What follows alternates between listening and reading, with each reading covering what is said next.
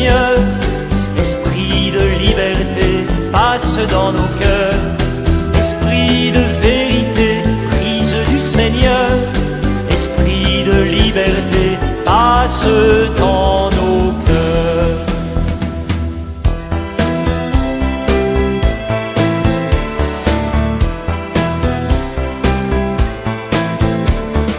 Flamme sur le monde, Esprit de Dieu, feu qui chasse l'ombre, Esprit de Dieu, flamme de lumière, Esprit de Dieu, viens dans nos ténèbres. Esprit de Dieu, Esprit de vérité, prise du Seigneur. Esprit de liberté, passe dans nos cœurs. Esprit de vérité, prise du Seigneur. Esprit de liberté, passe dans nos cœurs.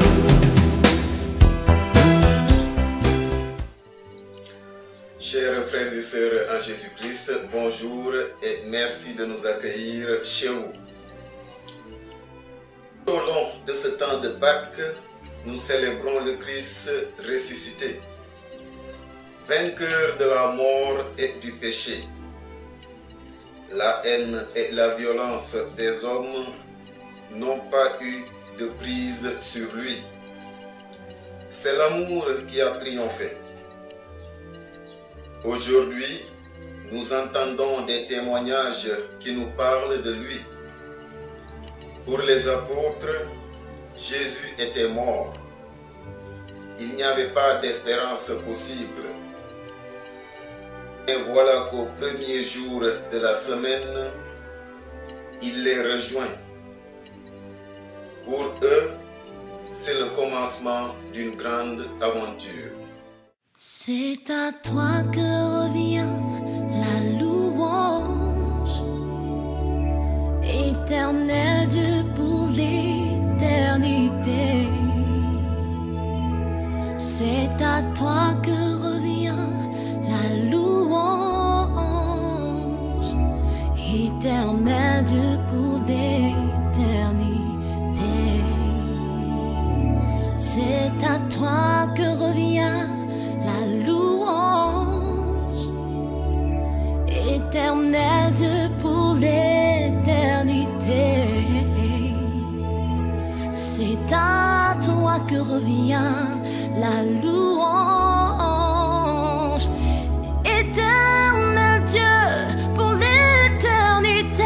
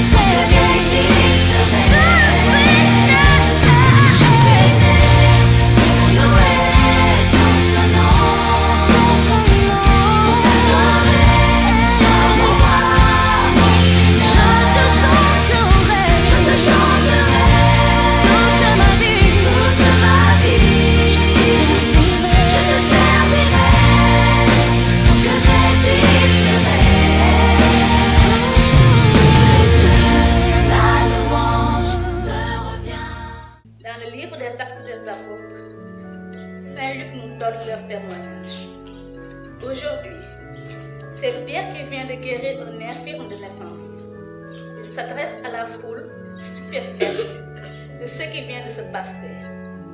Il explique à tous que ce n'est pas par ses propres forces qu'il a pu opérer cette guérison. C'est Jésus mort et ressuscité qui en est le principal acteur. Pour comprendre ce miracle, il faut passer par l'annonce de la résurrection et la foi en Jésus-Christ. Ce témoignage a été transmis de génération en génération. Il nous appartient de transmettre ce flambeau, pas seulement aux croyants, mais aussi à tous ceux et celles qui croient organiser leur vie sans Dieu. Jésus veut que la bonne nouvelle soit annoncée à tous.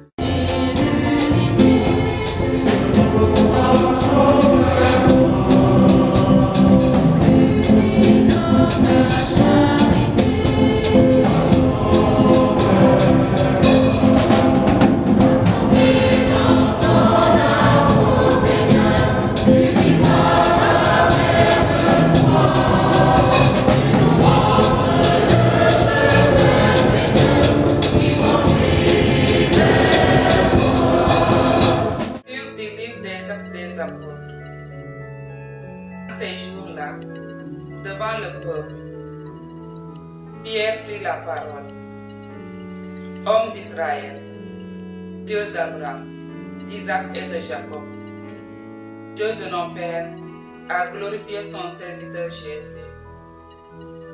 Alors que vous l'aviez livré, vous l'aviez renié en présence de Pilate, qui était décidé à le relâcher. Vous avez renié le saint et le juste.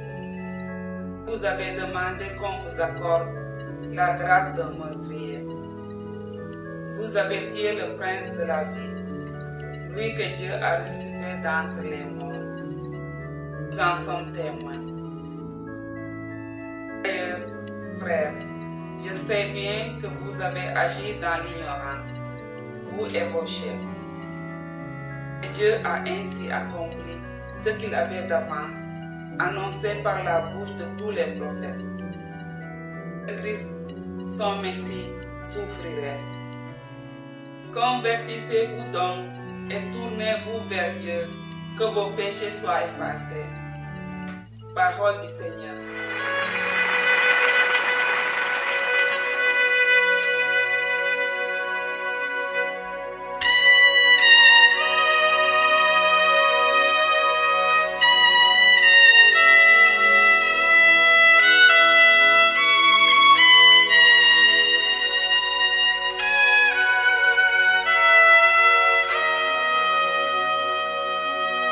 Y a un bonheur qui chante en moi et qui me donne la joie, sans lequel je ne peux vivre, pour lequel je veux vivre. Le prince de l'équité m'a libéré de l'iniquité, m'a changé d'identité. Je m'appelle racheté.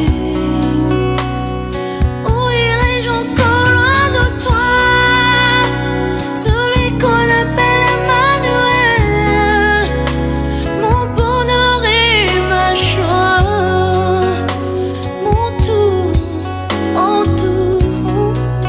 mon bien précieux et personnel, mon ami, mon cœur, mon Jésus, mon Jésus, mon Jésus, mon Jésus, je n'ai pas d'autre que toi, Seigneur, mon Jésus, mon Jésus. Jésus, je n'ai pas d'autre que toi, Seigneur.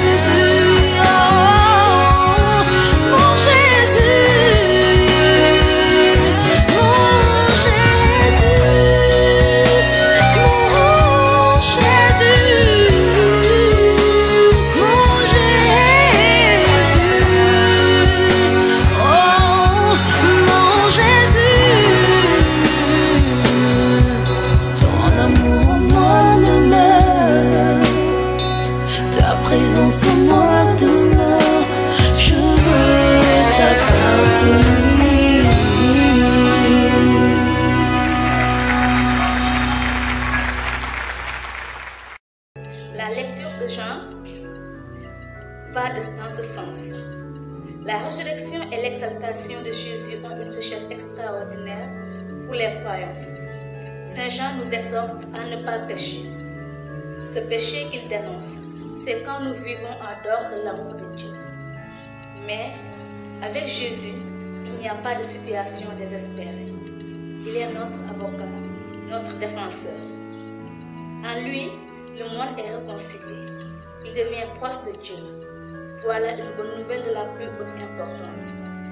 Il nous faut tous faire pour qu'elle soit proclamée partout dans le monde. Le Christ ressuscité n'a jamais cessé de vouloir amener tous les hommes à Dieu.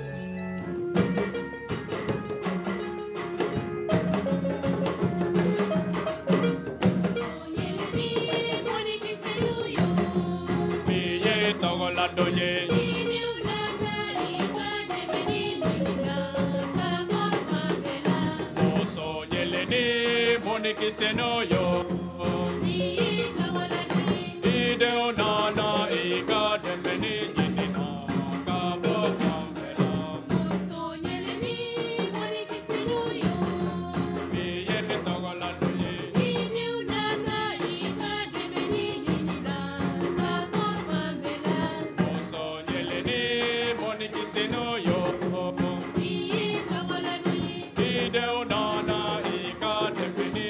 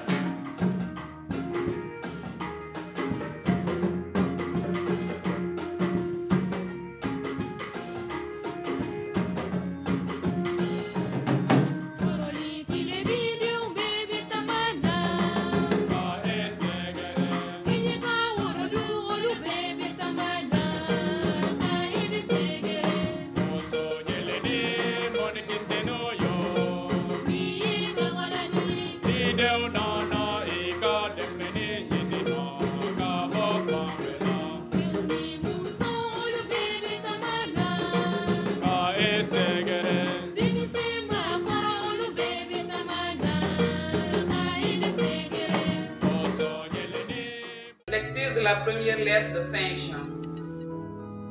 Petits enfants, je vous écris cela pour vous éviter le péché. Mais si l'un de nous vient à pécher, nous avons un défenseur devant le Père, Jésus-Christ, le juste. C'est lui qui, par son sacrifice, obtient le pardon de nos péchés, non seulement des nôtres, mais encore de ceux du monde entier. Voici comment nous savons que nous le connaissons, si nous gardons ses commandements. Lui qui dit « Je le connais » et qui ne garde pas ses commandements est un menteur. La vérité n'est pas en lui.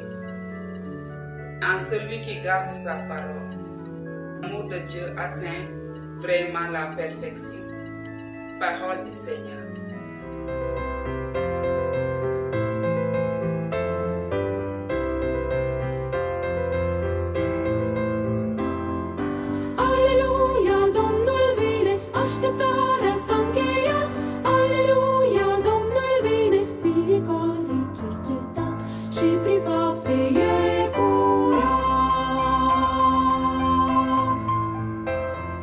Aleluia, el revine, sol y cerul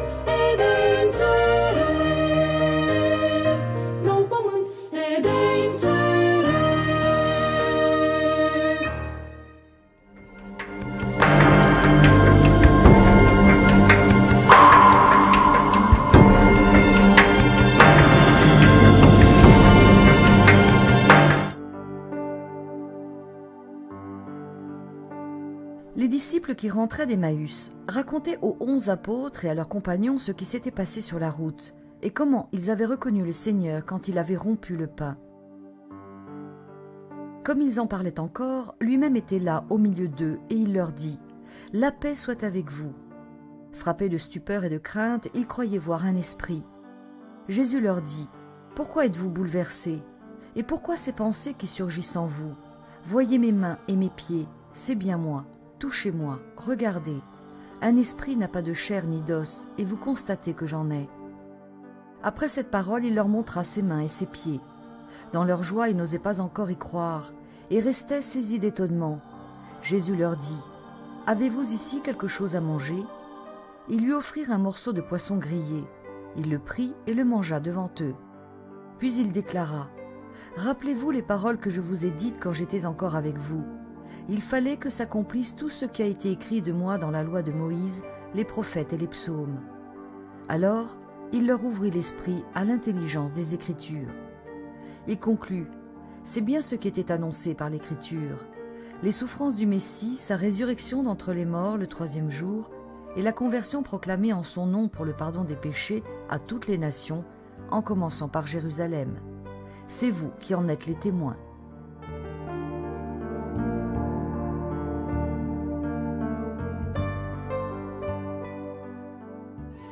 L'Évangile nous rapporte comment les disciples d'Emmaüs ont reconnu le Christ ressuscité à la fraction du pain.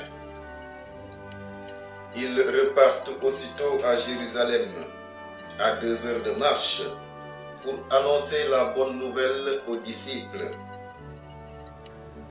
Quand on a reconnu et accueilli le Christ vivant, on ne peut pas le garder pour soi-même. On a envie de le crier au monde. Nous sommes tous envoyés pour témoigner de la foi qui nous anime. Ce qui nous est demandé, ce n'est pas de rester entre chrétiens à l'intérieur de l'Église. Notre témoignage doit rejoindre tous les hommes, en particulier ceux qui sont dans les périphéries.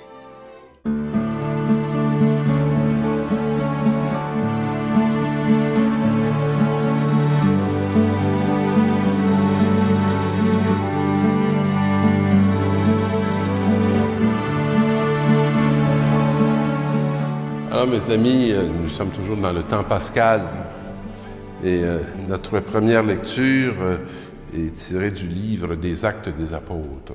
Donc on voit un petit peu comment agit le premier groupe de missionnaires, le premier groupe d'évangélisateurs, celui qui était très près de Jésus.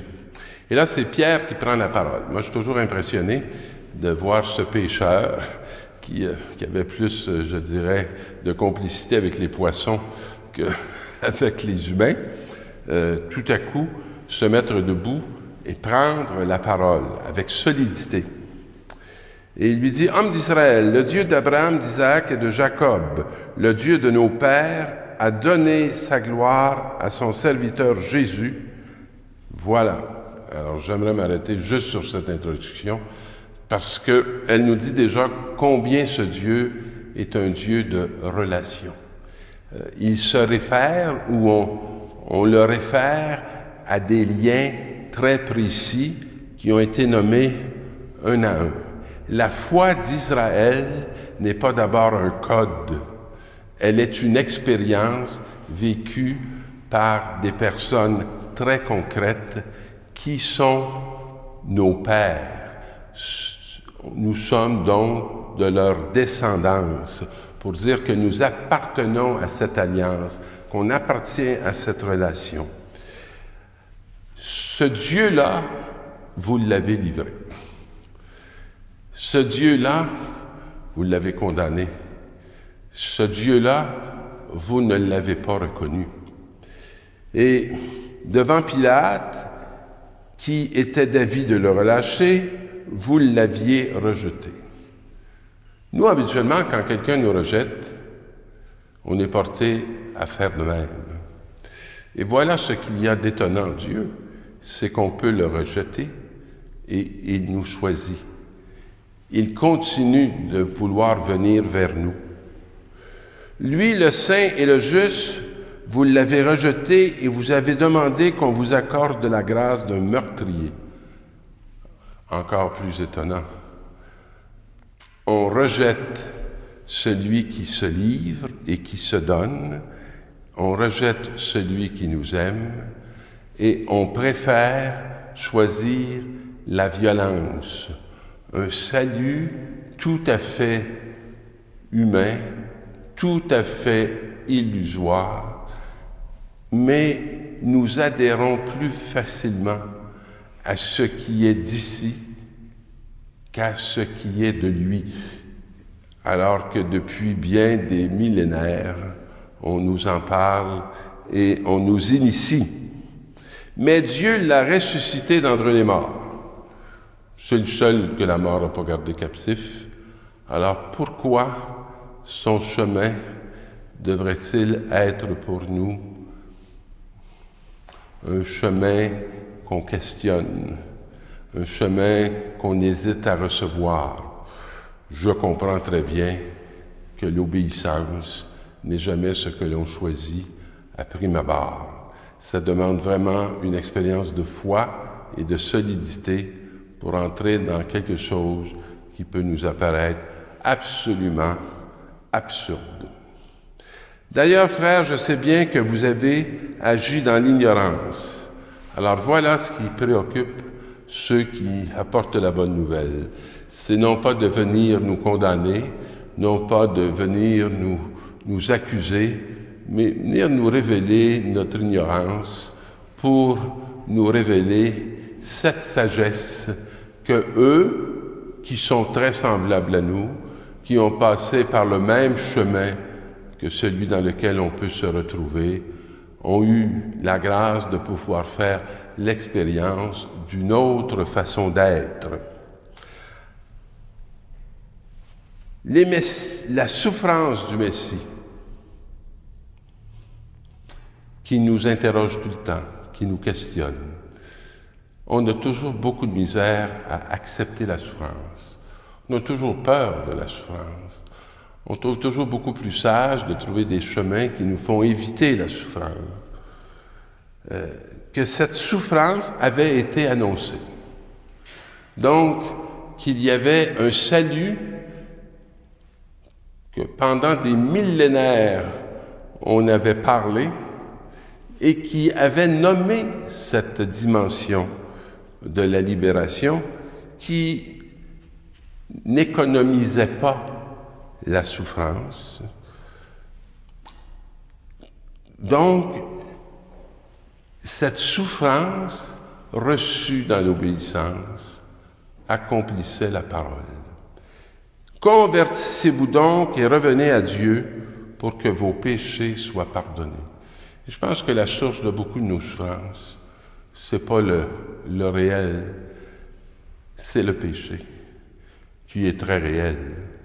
Et le péché, c'est une façon, je dirais, de se couper. C'est une façon de se laisser dominer parce que nous ignorons cette grâce qui nous est transmise, enseignée et donnée par Jésus-Christ. Et dans la deuxième lecture, cette expression où on retrouve bien Jean, que j'adore, mes petits-enfants. Alors on sent un homme qui a longuement mûri et qui n'a pas été épargné de chemins difficiles. Quand on connaît l'histoire de Jean, qui était un des plus jeunes apôtres. Et je vous écris pour que vous évitiez le péché. On pourrait dire, mon Dieu, comme c'est arriéré, comme c'est pas concret. Alors que Jean était très écouté par toute une communauté qui le reconnaissait et pour laquelle ils avaient beaucoup d'affection. Mais si l'un de vous vient à pécher, alors dans le fond, je souhaite tellement que vous ne souffriez pas, mais si vous souffrez, puis si vous êtes dans le péché, nous avons un défenseur devant le Père. Et une des dimensions assez particulières du péché, c'est lorsqu'habituellement on y entre, ce n'est pas très long, que nous-mêmes, on s'accuse et qu'on se condamne, que nous-mêmes, on intuitionne qu'il y a quelque chose que nous avons accompli qui n'est pas dans la ligne de l'être que nous sommes en profondeur et en vérité. Et lui, il est la victime offerte pour vos péchés. Fait que nous autres, on se demande bien qu'est-ce qu'on pourrait faire pour s'en libérer, mais il y a déjà un don, et c'est lui qui s'est offert, qui a choisi et qui a répondu à un appel de vaincre ce qui nous est presque impossible, pas presque, qui est impossible de vaincre par nous, par nos propres forces, nos propres vertus. Ça nous est accordé par grâce, dans cette capacité qu'on a de reconnaître le Christ dans notre vie et dans notre chair et dans notre réalité. Et voici comment nous pouvons savoir que nous le connaissons. Ben là, il va nous dire, moi, vous communiquez ce qui va vous aider à découvrir que vous n'êtes pas dans une illusion et dans une abstraction. Et c'est ceci. C'est en gardant ses commandements. Celui qui dit « je le connais » et qui ne garde pas ses commandements est un menteur. On peut discourir sur Jésus-Christ. On peut faire les plus belles catéchèses. Mais si on est incapable de vivre l'amour qu'il nous propose, nous sommes un menteur. Mais celui qui garde fidèlement sa parole, l'amour de Dieu atteint vraiment sa perfection. Et donc, nous allons à nouveau parler de tout le chemin de l'obéissance. Et c'est pour ça que des apôtres partent en mission. S'ils ne partent en mission que parce qu'ils ont des connaissances, ils ne pourront pas annoncer Jésus-Christ. On ne peut partir en mission à la façon du Christ que si on en a fait l'expérience. Et les disciples d'Emmaüs qui rentraient d'Emmaüs racontaient aux 12 apôtres et à leurs compagnons ce qui s'était passé sur la route. C'est une expérience. Combien ils étaient passés de la certitude de sa mort, de la déception et de la tristesse à une rencontre et une présence de quelqu'un en chair et en os qui était toujours là. Et le Seigneur dit, au moment où ils témoignaient eux-mêmes à ce petit groupe d'église dans lequel ils étaient, le Seigneur soit avec vous. Et là, tout à coup, ils se mettent à avoir peur, ils pensent que c'est un esprit. Et pourquoi êtes-vous bouleversés? Ça peut être très bouleversant, vous savez, d'être complètement remis en présence de quelqu'un dont on sent qu'il nous a été enlevé, avec nos certitudes que la mort est le dernier mot. Il l'était, mais depuis Jésus-Christ, il ne l'est plus. Et Jésus va se faire reconnaître par ses blessures. Voyez mes mains, mes pieds. Et il va leur donner tous les signes de sa souffrance. Et souvent, c'est ainsi qu'on reconnaît les autres humains. Lorsqu'ils nous parlent de la souffrance qu'ils ont expérimentée et qu'il ne les a pas détruits, on devient comme beaucoup plus ouvert à entendre le message qu'ils peuvent nous dire. Et Jésus va leur demander, « Avez-vous de quoi à manger? » Et il va manger devant eux, puis il leur dit, « Rappelez-vous les paroles que je vous ai dites. » Ça vaut la peine de s'arrêter à la Bible. Ça vaut la peine de s'arrêter à l'Ancien Testament et au Nouveau Testament. Parce que ces paroles, c'est celles qu'il avait même données à ses apôtres pour ouvrir leur intelligence à l'Écriture. Alors, il leur ouvrit l'esprit à l'intelligence des Écritures. Il conclut, c'est bien ce qui était annoncé. Si nous sommes scandalisés par les injustices de nos vies, si nous sommes scandalisés par le péché, si nous sommes scandalisés par la souffrance, nous ne pourrons pas être dans l'illumination que Jésus-Christ nous a révélée par sa victoire, lui qui n'a pas été épargné, mais qui n'a pas perdu ce lien fondamental qu'il avait avec le Père, qui faisait de lui un fils et qui faisait de lui un signe d'un amour qui se livre et qui se donne, même lorsque les autres ne le méritent pas, mais qu'il révèle la gratuité de cet amour que Dieu a pour toute l'humanité. Je vous souhaite de devenir des témoins de cette bonne nouvelle. Bon temps pascal.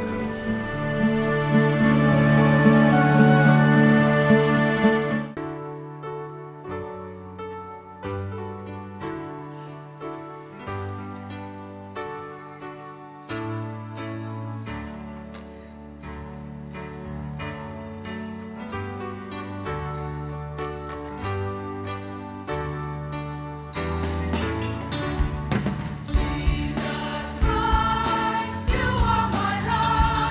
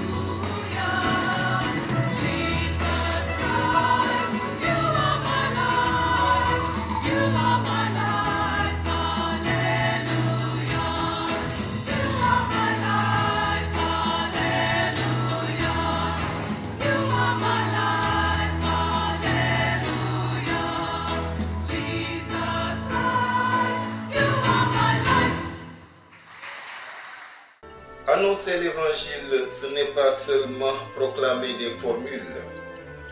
Nous ne pouvons pas nous contenter de belles paroles. Jésus ne nous a pas envoyés pour cela. Le plus important, c'est de tout faire pour que ces paroles se traduisent en actes dans nos vies. Il faut que nous soyons de plus en plus ajustés à cet amour qui est en Dieu. En y regardant de près, nous reconnaissons que nous sommes loin du compte. Mais le Seigneur n'a jamais cessé de nous aimer. S'il nous offre son pardon, c'est pour que nous puissions devenir de vrais témoins de la foi.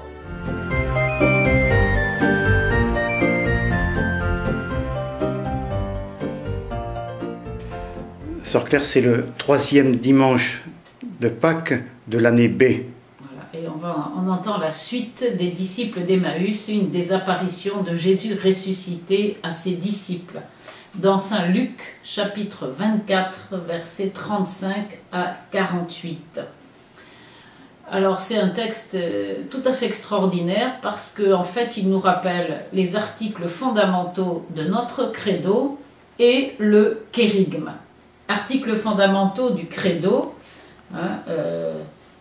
il est ressuscité le 3e jour conformément aux Écritures, et je crois dans la résurrection de la chair, et aussi il est Dieu, né de Dieu.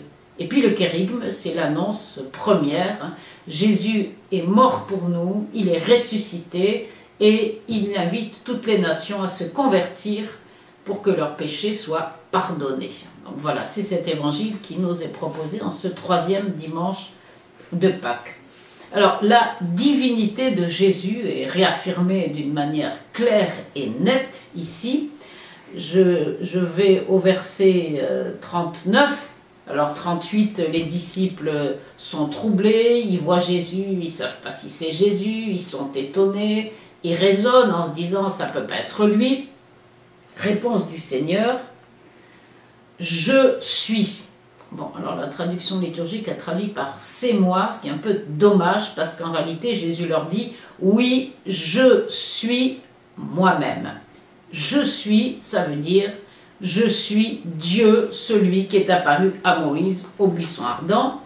Celui qui a dit à Moïse « voici ce que tu diras aux Israélites, je suis m'a envoyé vers vous ». Exode 3,14, « Je suis m'a envoyé vers vous ».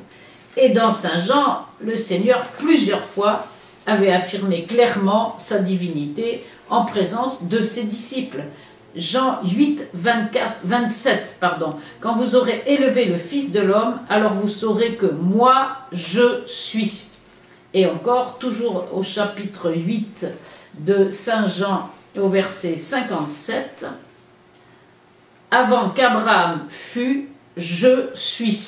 Alors il recommence ici, je suis. Mais ce qu'il y a de très bouleversant évidemment pour les disciples, c'est que je suis, et en même temps il va leur montrer ses mains et ses pieds transpercés. Il leur montre ses blessures. C'est-à-dire qu'il est pleinement Dieu avec les traces de la crucifixion. C'est ce qui remplira Saint Paul de joie et d'émerveillement. Et en même temps, Saint Paul comprend que ça soit difficile à admettre en dehors d'un contexte de foi. Voilà ce qu'il dit dans la première aux Corinthiens, chapitre 1, verset 18. Le langage de la croix est folie. En même temps, quelqu'un qui affirme qu'il est Dieu et qui montre les cicatrices de la croix, c'est inimaginable. 1 Corinthiens, donc 1, 18. Et encore 1 Corinthiens 1, 23. Nous proclamons, nous, un Christ crucifié. Scandale pour les Juifs et folie pour les païens. Donc il est grand le mystère de la foi. Tout en disant « je suis », il montre ses mains et ses pieds torturés, transpercés par les clous. Donc il est Dieu avec les traces de la crucifixion. C'est ce qui émerveillera aussi saint Ignace d'Antioche, qui va écrire ceci alors qu'il marche vers son martyre. Le Christ a été véritablement cloué pour nous dans sa chair, Moi je sais que même après sa résurrection, il est dans la chair, telle est ma foi. Et quand il vint au groupe qui entourait Pierre, il leur dit, prenez, touchez-moi, et voyez que je ne suis pas un esprit sans corps. Et aussitôt ils le touchèrent et ils crurent, saisis par la puissance de sa chair et de son esprit. C'est pourquoi ils méprisèrent la mort et furent trouvés plus grands que la mort. Je crois dans la résurrection de la chair, parce que Jésus est ressuscité dans la chair, dans sa chair. Voilà ce qu'il est en train d'enseigner à ses disciples. Deuxième enseignement, il leur rappelle ce qu'il leur avait déjà dit. C'est-à-dire, il fallait que les Écritures s'accomplissent. Tout ce qui a été dit à mon sujet, dit-il, dans la loi de Moïse, les prophètes et les psaumes. Alors évidemment, on pourrait passer une année entière à relire paisiblement tout ce qui est dit de Jésus dans la loi de Moïse, les prophètes et les psaumes. On ne sait pas quel passage Jésus a choisi de commenter. Alors par exemple, dans la loi de Moïse, où est-il question du mystère de l'incarnation, on va dire, d'une manière voilée mais réelle, au chapitre 3 du livre de l'Exode, Exode 3:8, quand Dieu se présente comme ceci, je suis descendu pour délivrer et faire monter. Exode 3:8. C'est très exactement la mission de Jésus. Il descend pour nous délivrer et pour nous faire monter au ciel avec lui. Dans la loi, dans la loi de Moïse, est annoncé le mystère de l'incarnation. La loi, ensuite, dans les prophètes.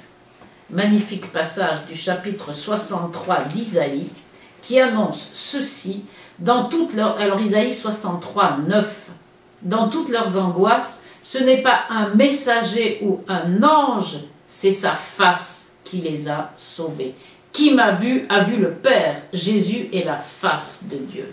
C'est sa face qui les a sauvés. Dans son amour et sa miséricorde, c'est lui qui les a rachetés. Il s'est chargé d'eux et les a portés. C'est son visage qui les a sauvés. Jésus est l'image, l'icône du Dieu invisible. Il est le visage de Dieu. Isaïe 63, 9. Alors dans les psaumes, évidemment, on n'a que l'embarras du choix. Je vais prendre le psaume 16 qui annonce le mystère de la résurrection. Psaume 16, versets 9 et 10. Aussi mon cœur exulte, mes entrailles jubilent et ma chair reposera en sûreté, car tu ne peux abandonner mon âme au Sheol, tu ne peux laisser ton fidèle voir la fosse. Annonce de la résurrection. Donc il est question de Jésus dans la loi de Moïse, dans les prophètes et dans les psaumes. Ensuite, il est dit au verset 45 qu'il a ouvert leur cœur à l'intelligence des Écritures. Il leur a... Parce que les Écritures ne peuvent être comprises que dans un langage de foi, dans une ouverture du cœur au don de Dieu qui s'appelle la foi. Ce fameux deuxième regard, qui est un regard divin, un regard de foi, un regard donné par l'Esprit Saint. C'est ce qui avait été dit déjà au psaume 119, la prière du psaume 119, verset 130. « Ta parole, en s'ouvrant, illumine et les simples comprennent. » Cette simplicité ne peut être donnée que par l'Esprit Saint. Et le contraire de la simplicité, c'est ce qui était dit au début du texte, où il est dit que il y a des réflexions qui montent dans le cœur des disciples et ils discutent et ils raisonnent et ils ne comprennent pas. Ça, c'est le contraire de la simplicité. La simplicité, ça va avec la foi. Je reçois la foi et dans la foi, j'accueille le mystère, même s'il me dépasse et surtout s'il me dépasse. Donc ce regard qui en même temps fait appel à la mémoire ne peut être donné que par le Saint-Esprit. C'est ce qui sera dit ou qui a été dit dans Saint Jean, chapitre 14, verset 26, le paraclet, ça veut dire l'avocat, le consolateur. L'Esprit Saint que le Père enverra en mon nom, il vous enseignera tout et il vous rappellera tout ce que je vous ai dit. la mémoire des Écritures, la mémoire de la parole du Seigneur, aide à entrer dans le domaine de la foi. Et dans la foi, on comprend les Écritures et ses sources de joie. Ta parole, en s'ouvrant, illumine. C'est ce qui va être le cas ici. Jésus ouvre pour eux la parole. Et il leur dit, comme il a été écrit,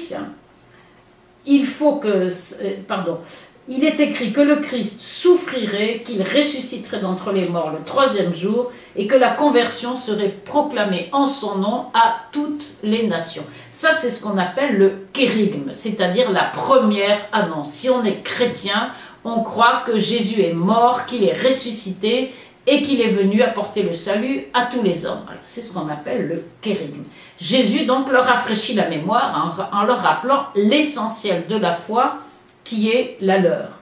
Alors, il est écrit que le Christ souffrirait. Ça, tout le monde le sait, c'est au chapitre 53 du prophète Isaïe. Je lis par exemple le verset 5. « Transpercé à cause de nos crimes, écrasé à cause de nos fautes, le châtiment qui nous rend la paix est sur lui, et dans ses blessures, nous trouvons la guérison. » La résurrection, alors on a déjà vu le psaume 16, vous irez lire Osée 6, 2, etc. Résurrection, le 3e jour, conformément aux Écritures. Et l'annonce aux païens, aux nations, c'est la fin du psaume 22. Ce psaume qui commence par « Mon Dieu, pourquoi m'as-tu abandonné ?» se termine de cette manière. Tous les lointains de la terre feront mémoire et se convertiront au Seigneur, au verset 28. Voilà, tel est l'enseignement magnifique que le Seigneur a donné à ses disciples après sa résurrection. Sœur Claire, merci.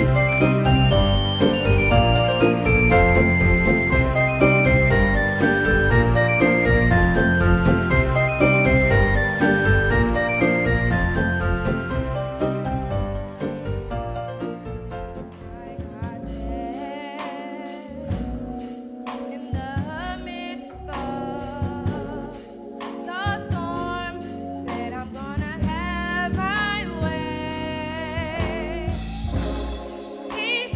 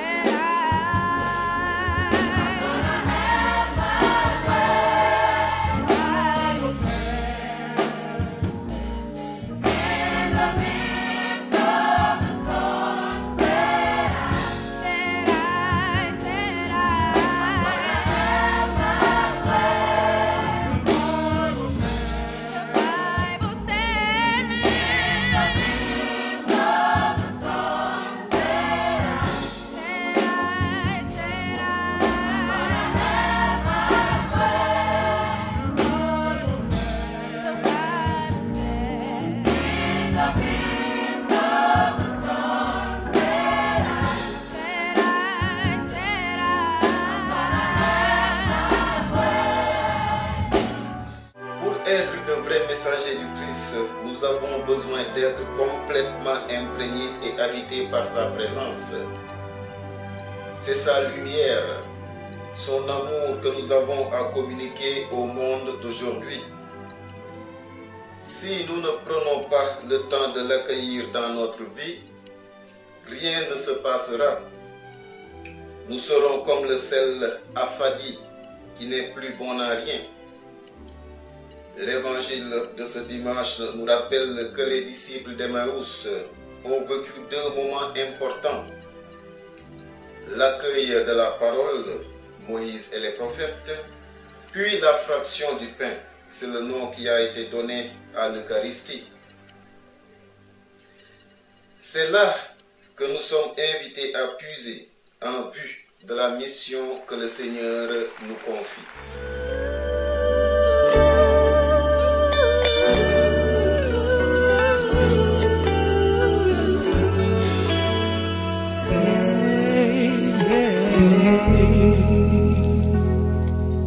Parfois, c'est dur de comprendre pourquoi nous nous déchirons si souvent dans nos vies. Même si nous suivons tous un seul chemin, nous ne cessons de dresser des murs entre nous et nos frères.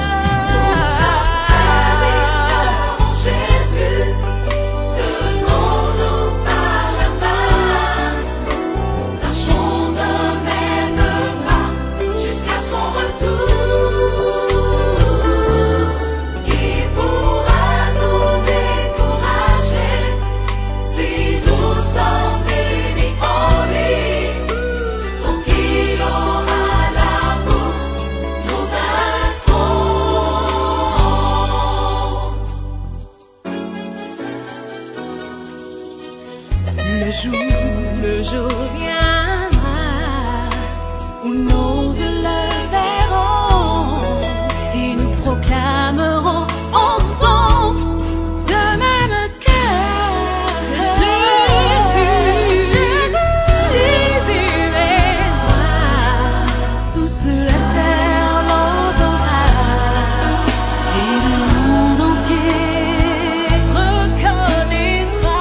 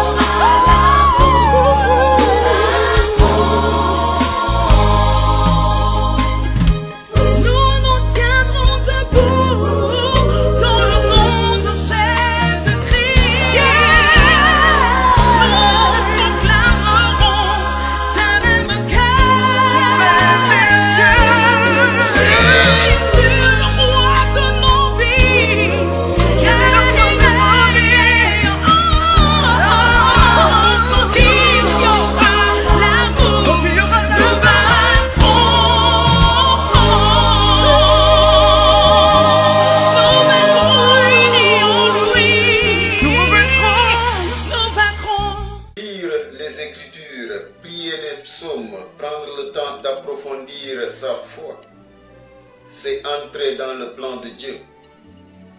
C'est se préparer à recevoir le Christ.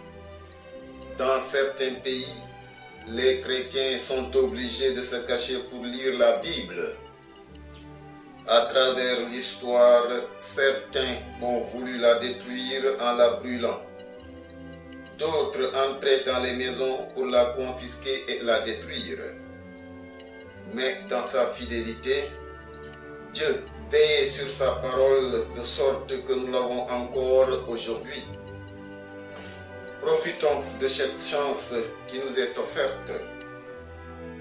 Le pape François nous dit que la joie de l'Évangile remplit le cœur de toute la vie de ceux qui rencontrent Jésus. Ceux qui se laissent sauver par lui sont libérés du péché, de la tristesse, du vide intérieur, de l'isolement. Avec Jésus-Christ, la joie naît et renaît toujours. Nous te prions, Seigneur, ouvre-nous à cette voie de l'Évangile. Que ta parole soit notre nourriture et notre trésor chaque jour. À qui irions-nous, Seigneur? Les paroles de la vie éternelle. Bonne semaine dans le Christ et bonne suite de programme.